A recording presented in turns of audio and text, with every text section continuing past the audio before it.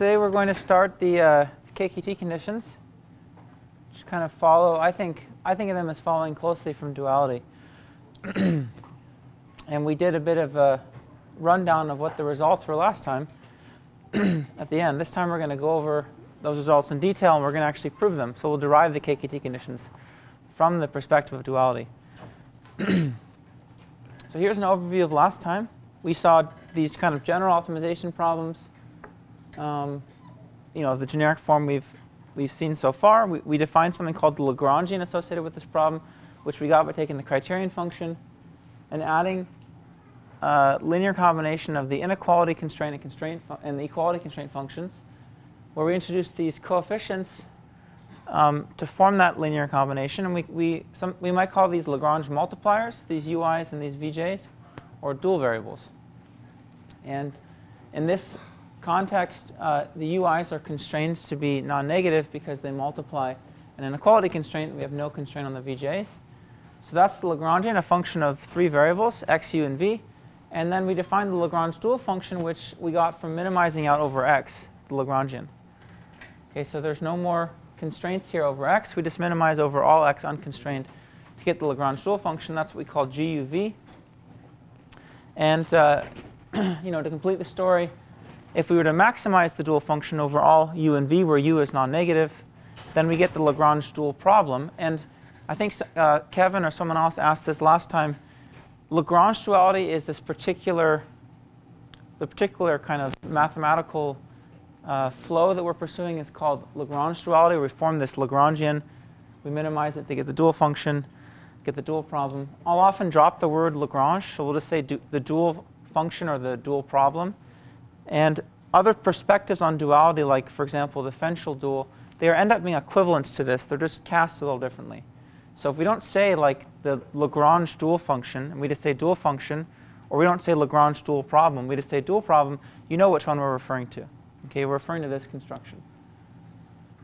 The dual problem is always convex. That's the kind of important property number one we learned, because g itself is always concave. It's always a concave function, and we're maximizing it in the dual. And that's true even if the primal problem wasn't convex. Remember, there's a very simple proof from that. It just came from the fact that we could view minimizing the Lagrangian as actually the negative of maximizing this quantity. And that was a pointwise max of affine functions. Okay, so that was very straightforward to show that the dual function was concave. And subsequently, the dual problem is always a convex problem. The second important property was that the primal and the dual optimal values, if we call them f star and g star, so this is the minimum of f over the primal feasible set, this is the maximum of g over the dual feasible set, they always satisfy what's called weak duality. It's the following relationship: f star is bigger than or equal to g star. Okay, that just came right from the construction that the Lagrangian was always a lower bound on the criterion function when x was feasible.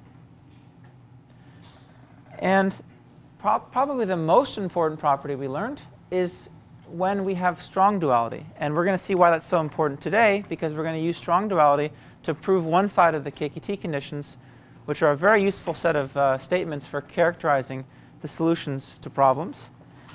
And strong duality is what we call the name we assign to the case when f star equals g star. And we saw a sufficient condition for that, and that was called Slater's condition. So if the primal problem was a convex problem, and there was some x that satisfied all of the inequality constraints strictly, and it satisfied all of the equality constraints, then that implies strong duality between the primal and the dual problems. Okay, so not a very strong condition. So, it seems like a pretty weak condition, and most problems that you'd encounter would satisfy Slater's condition. An even kind of a broader condition than Slater's condition is we can actually require that we only have strict inequality constraints whenever those h's are non-affine functions. For affine functions, we're actually okay even just to have the inequalities hold non-strictly. Any questions about duality before we charge on to the KKT conditions?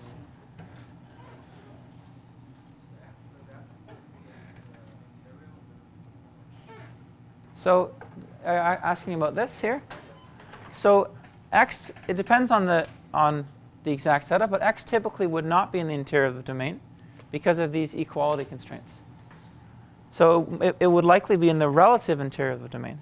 So the difference is whether or not, so I can't take a ball around x that still satisfies these equality constraints, right? Likely, depending on these equality constraints.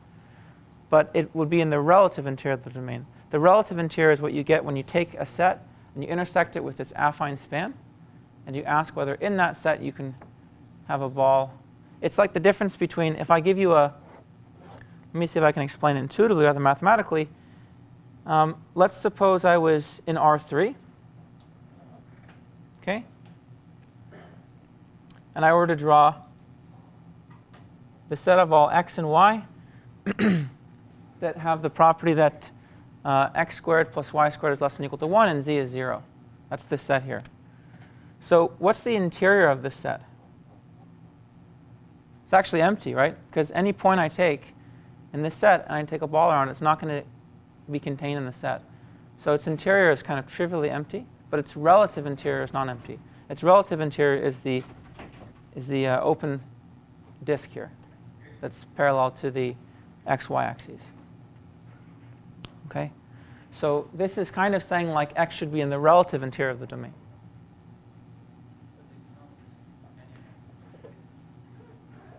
Sorry, say a little louder.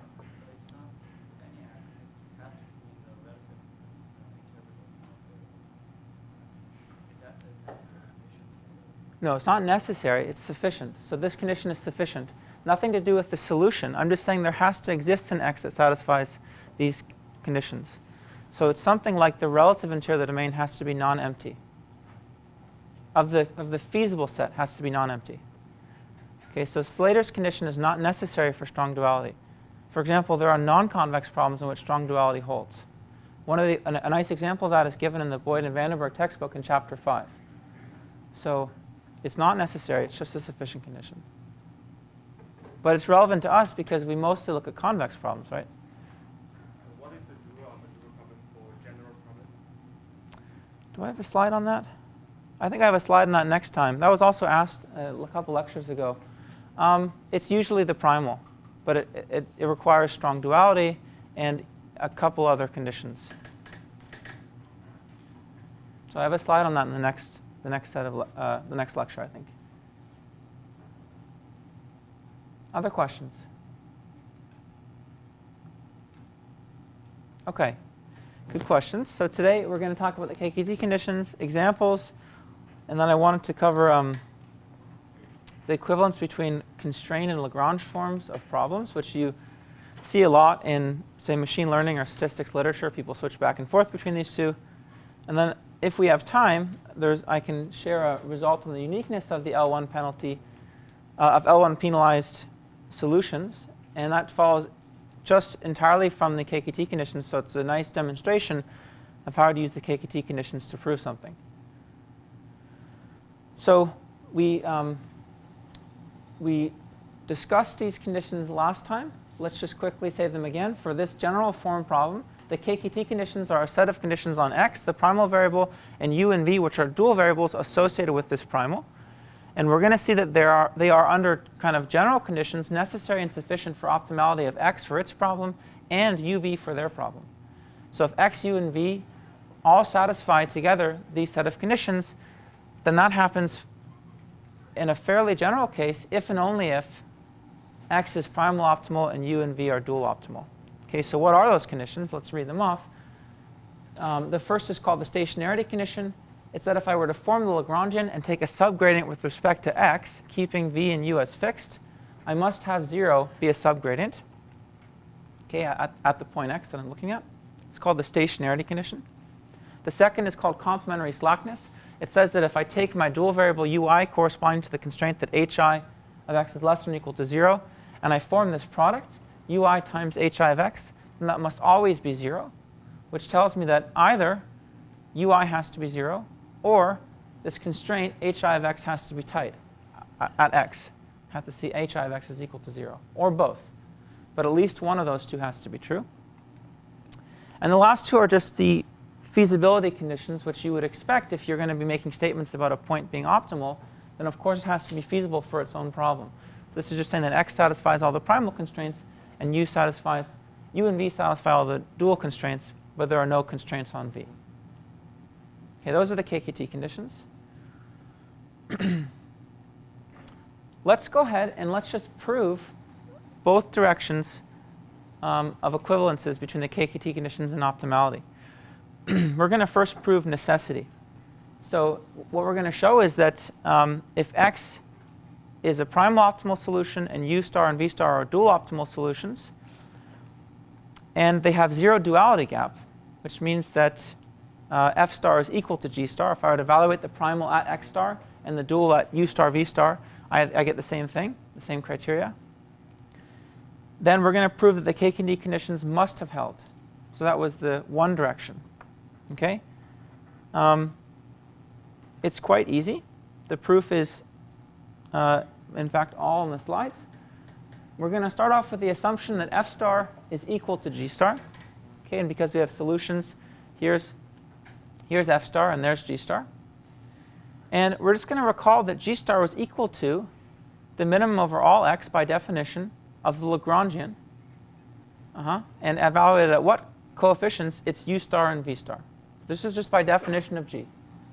It is defined to be the minimum of the Lagrangian once I stick in the multipliers u star and v star over all x. Now, because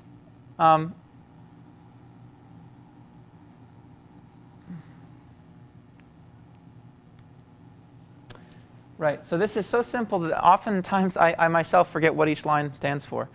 In a sense, it's very subtle. But why is this next line true? This is true because of the stationarity condition. Okay, we are told that if we looked at the minimum of this function across all x, that the minimum must be achieved at x star. No, sorry, that can't be right because we're trying to. I think I skipped one line here. We're trying to imply the stationarity condition. So let me add one line here. So we have f star equals g star, which is equal to the minimum over all x of f of x plus ui star hi of x plus vj star lj of x. So forget what I just said about the stationarity condition. Of course, that's the result we're trying to imply holds. Why is this true? I can add one more line, which is to say that if I were to only look at feasible points x, then the minimum has to get only bigger. Okay, because the minimum over all x is going to be smaller than or equal to the minimum over just the feasible points. And over just the feasible set,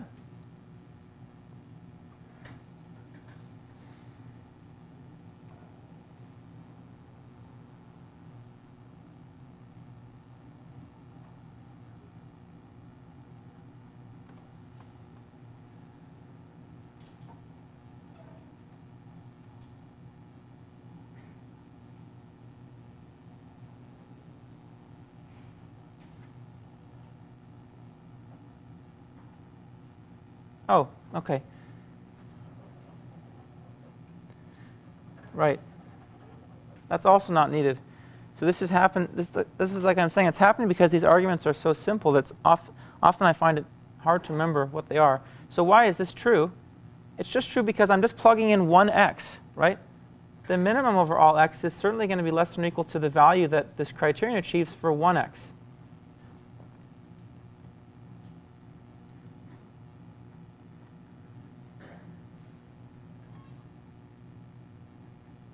Okay, so hopefully that's clear now to everybody. Forget about those two tangents. This is just one possible x. It's clearly going to be bigger than or equal to what happens if I take the minimum over all x. This is just taking x star.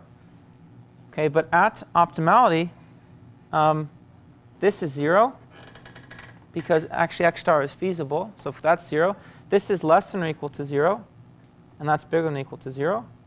So this is just less than or equal to f of x star. So what have we done? We've actually shown that all of the inequalities we used along the way are actually equalities. Okay, because we have f star, and we had a sequence of inequalities in between, this one and the ones that we used to get this one. And we've shown that actually now, because we have f star on both sides, all of the inequalities so far are just equalities. Okay, so let's read off a few facts from that. The first one is that this inequality is actually an equality.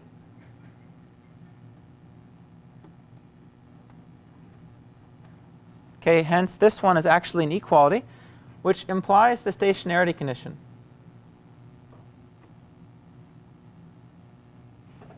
Because it says that x star is the minimizer of that criterion, of the Lagrangian when I evaluate at u star and v star. That's what the stationarity condition says, right? It says that if I take a subgradient with respect to x of the Lagrangian, it has 0. It's equivalent to saying that x star is the minimizer of the Lagrangian over all x. So that's what we get from this one. What do we get from this one? We actually get the complementary slackness condition. So again, this is actually an equality, and that's going to imply complementary slackness, because this term is already 0, this term here. This whole term has to be 0 by virtue of the fact that this is an equality. Each term in the sum is itself actually non-positive. So that means that each term has to be itself 0. Not only the sum, but each term in the sum has to be 0 because they all have the same sign. And that means that ui star times hi of x star is equal to 0 for all I, which is exactly complementary slackness. Okay, so that's the proof of one direction of this equivalence. If we have x star and uv star that are optimal, then we get the KKT conditions out of them, provided that we have strong duality between the primal and dual problems. Okay? Any questions about that? So this was just what I said and did on the notes, just on the slides here.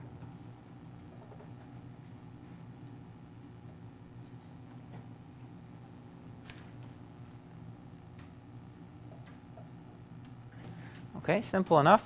Let's see if I can avoid stumping myself in this direction. So let's prove. So this one was necessity of the KKT conditions. And let's prove now sufficiency of the KKT conditions.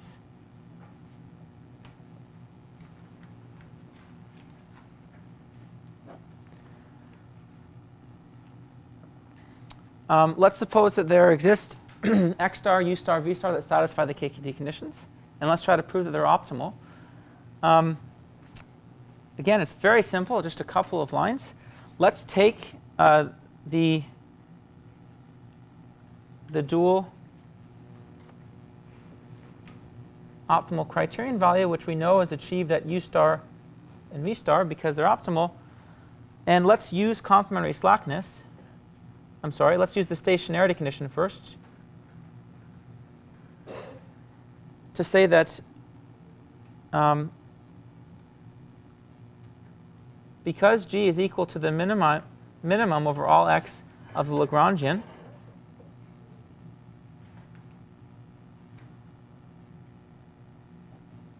at u star v star, and the stationarity condition tells us that the Lagrangian is minimized at x star,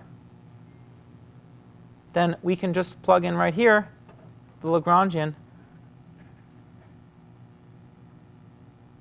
at x star. That's the stationarity condition.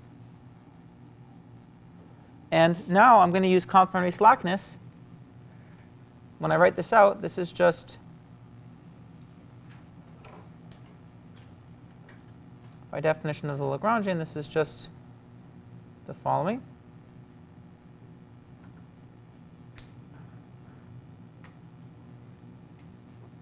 This is 0, as always, because we have a feasible point x star.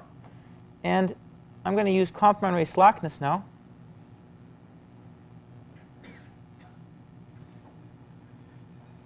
Which concludes that this term must be 0 for each I. Okay, so therefore, I just get f of x star. Okay, so what have I shown? I've shown that the duality gap between the primal and the dual is 0, which means that I have to have optimal points.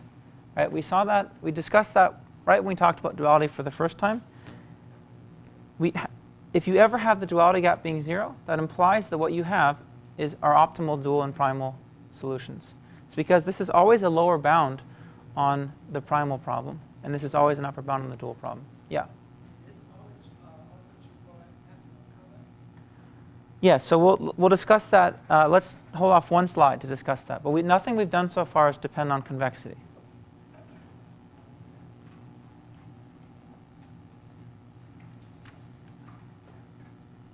OK. Are there any questions about how we derived these two directions? I think last year I managed to stump myself on sufficiency, and this year I stumped myself on necessity. It's simple enough that I think it's easy to forget. Questions about them?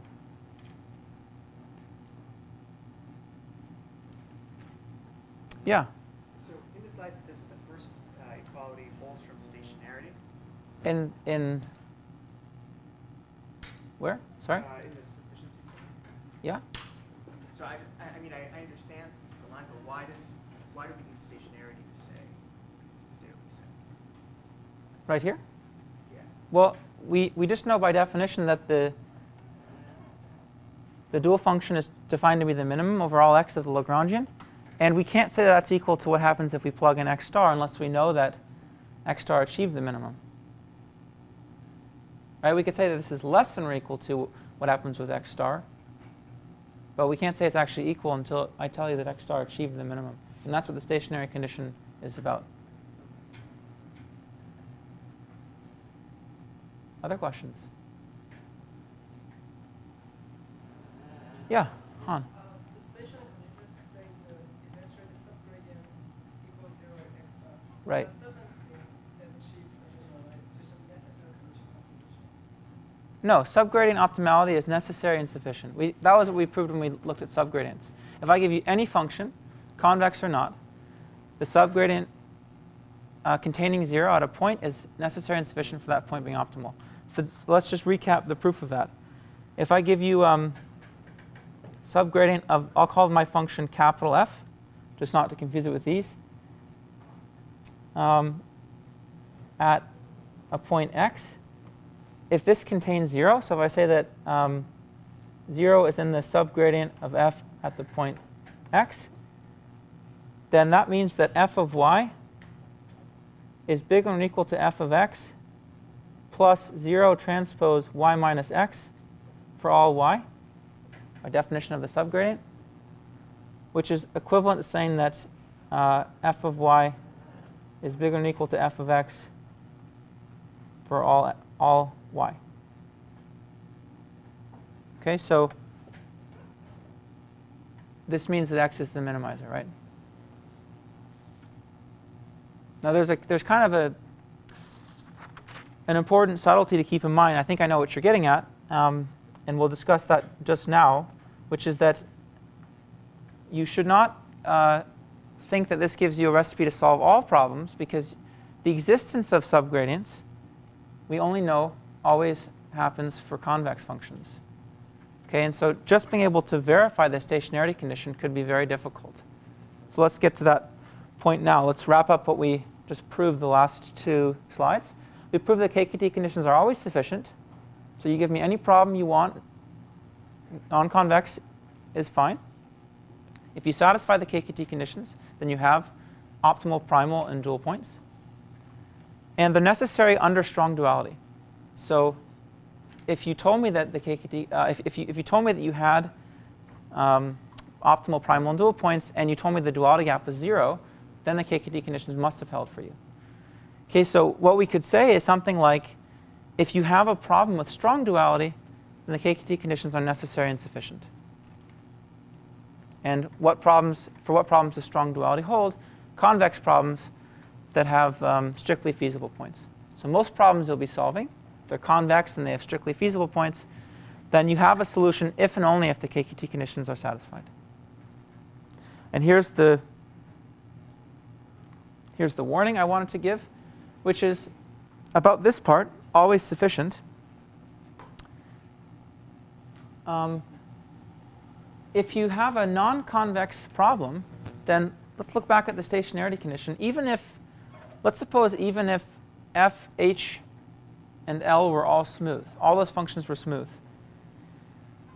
the stationarity condition still requires subgradients of each of these functions, and I have to have 0 in the subgradient of Lagrange with respect to x.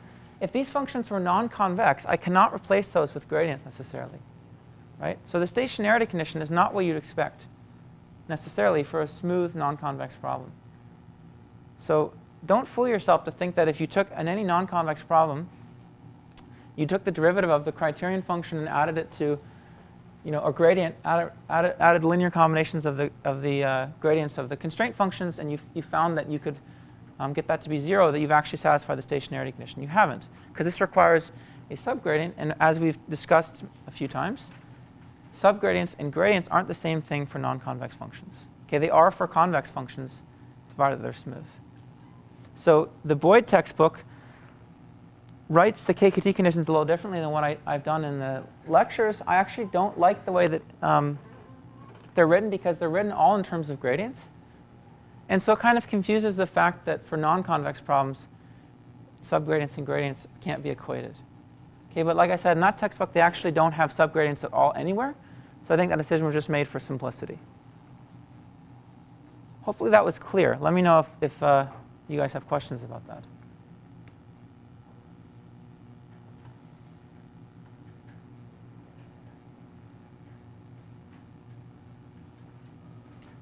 Okay.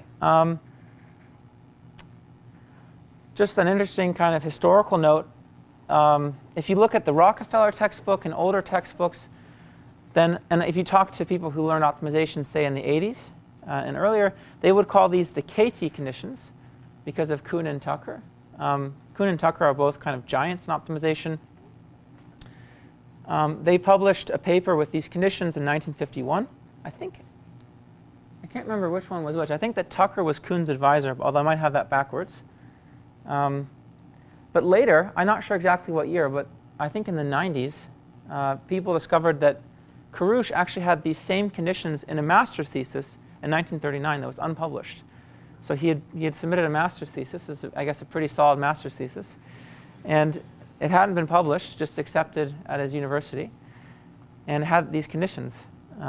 And so now we call it the KKT conditions, and Karouche's name is put first, just to acknowledge the fact that he thought of it about 11 years earlier, or 12 years earlier.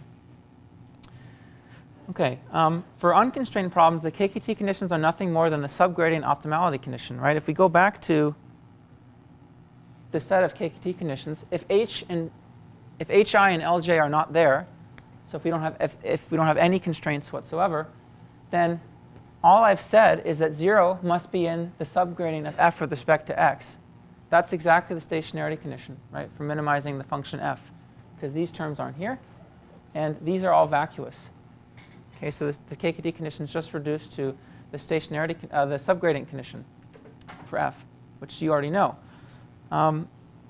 In fact, you could have gone back to this idea of taking a problem, writing it in this general form.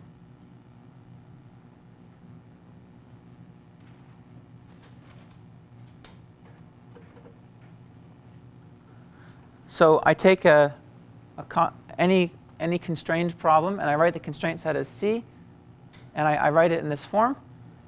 And I study the subgradient optimality condition for this problem. So call this criterion, say, capital F. Look at what it means for 0 to be a subgradient of capital F. And in fact, I've actually written a little more detail on the slides. You can also expand this as the sum of indicators, right, that each constraint holds. And when you do that, and you remember that the subgradient of an indicator function is the normal cone of that set, at the subdifferential of an indicator function, you get this from subgradient optimality. So this just comes from applying subgradient optimality to this problem. And you could have derived the KKT conditions actually directly from this. So they could have come right from what you already knew about subgradients.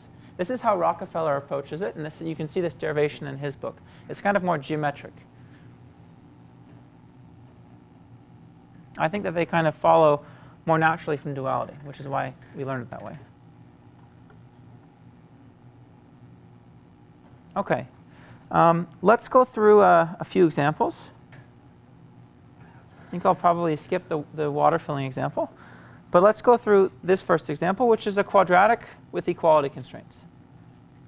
Let's suppose that we're going to minimize a quadratic function subject to equality constraints. Okay, so first, before we do that, how would you solve this problem from what you already know if you didn't have the KKT conditions? What would you do in this problem?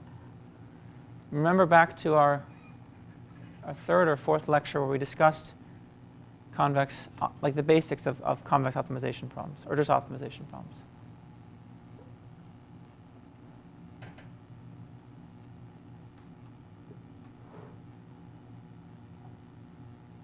Anybody? What would we do here if we didn't have the KKT conditions? You could still solve that.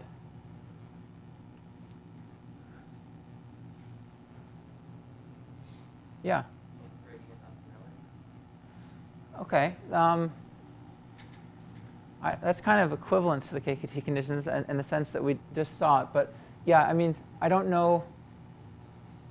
Well, actually, okay. So you're right. We did have a little bit on subgradient optimality with equality constraints. So you would get a Lagrange multiplier. It would look just like the KKT conditions. But I could see why that was something we already did. It's true. But even not optimality characterizations, what would you do with this problem? I'll give you a hint. You can transform this problem into one that you can solve. Yeah. Find null space of A. Right. So we say that AX is equal to 0. Let's say if and only if X can be written as, let's just call a basis for the null space N. Okay, so we find the null space of A. We stick a basis for the null space on the columns of this matrix N. So we could get this, for example, from the SVD.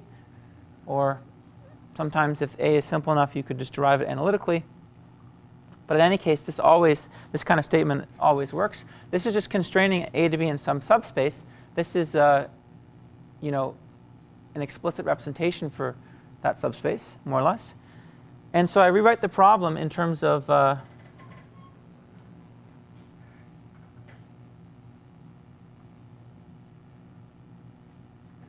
y now. So I'd have minimize over all y. This would be 1/2 y transpose n transpose q n times y plus c transpose n y. And there's no constraints. Because by construction, any y here is going to have the property that n times y is equal to 0.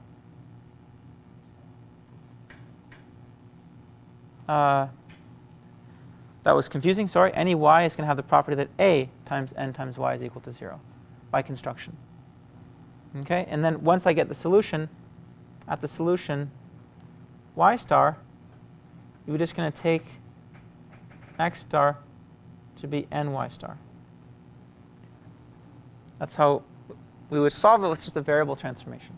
Okay, so we learned that close to the start of class, just to remind you. Okay, so that's one way to handle equality constraints. That's not always the best idea because finding this n could be expensive. And we might lose structure in A. It may be the case that A is sparse and structured. And in finding this n, we've destroyed that. And n is just some dense matrix. So it may make our life harder computationally.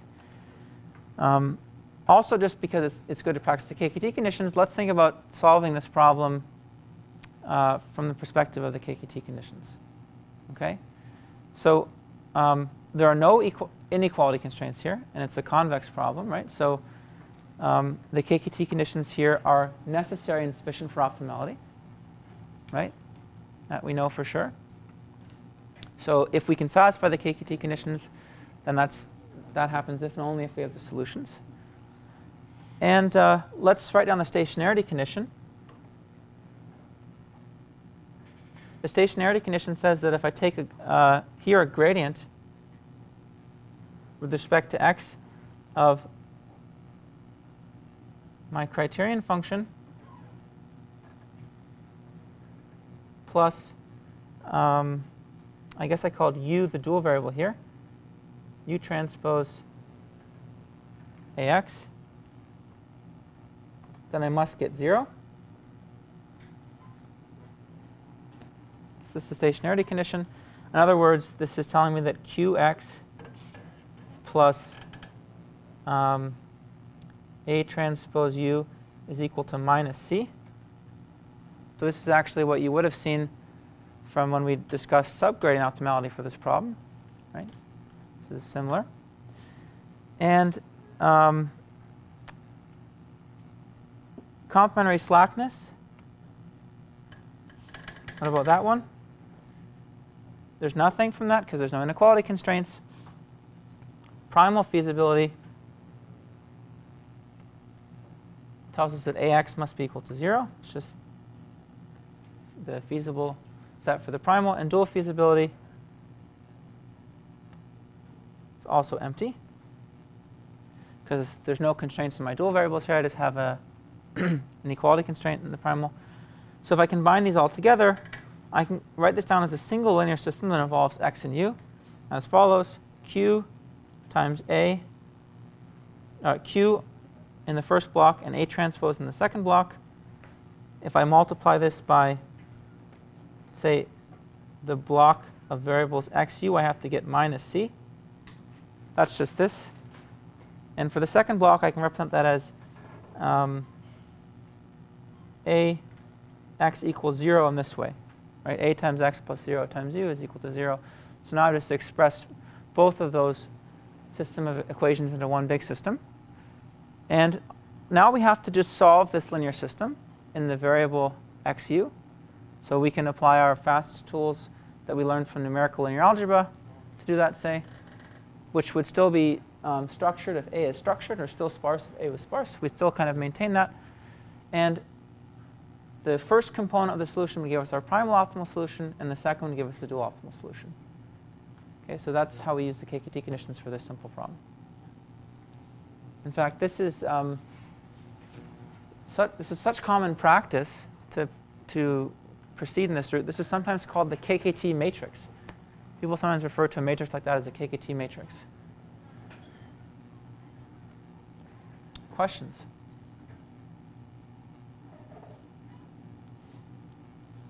No. Okay. I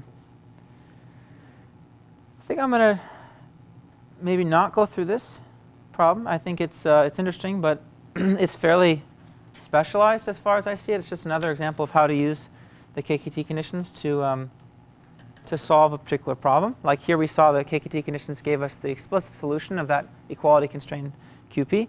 Here's another example. It's in the Boyd and Vandenberg textbook, so you can get more details on it there.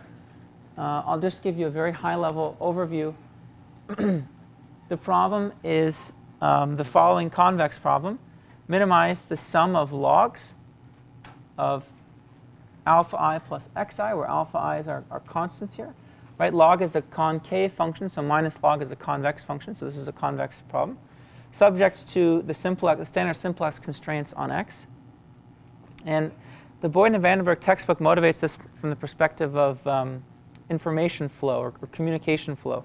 Okay, so they say that think of log of alpha I plus xi as the communication rate of the ith channel. And so if I'm going to minimize the negative sum of logs, I'm trying to maximize the communication across all of my channels. And this is how much I am going to be partitioning across the channels. Right? X determines the proportion of whatever my variable is assigned to each channel. Okay, and if you write on the KKT conditions for this, it really just follows similarly to the last example we did. You just form the stationarity condition. That's this guy right here. This is complementary slackness. And these are the primal and dual feasibilities. And now this example is nice because you can observe that you can actually eliminate u from the KKT conditions. So sometimes you can do that. And you get an equivalent set of conditions, which is in a much smaller set of variables. And it reduces to solving a system of equations in a single variable v. So we first eliminate u Then we solve for x in terms of v. And remember, v was just a single coefficient because it was the dual variable for this equality constraint. And through some manipulation, we reduced the KKT conditions, which are conditions in x, u, and v, to just a condition on v. And that's what it looks like right here. And because it's a one-dimensional problem, it's quite easy to solve. Okay, one-dimensional optimization problems are very easy to solve. And then once we have that, we can kind of backtrack to get the solution we wanted, which was x. So that's what this example is portraying. Okay, so I don't think it's worth going over that in detail, just because the other stuff I wanted to cover. Let's take a quick break, and when we get back, I'll talk about SVMs.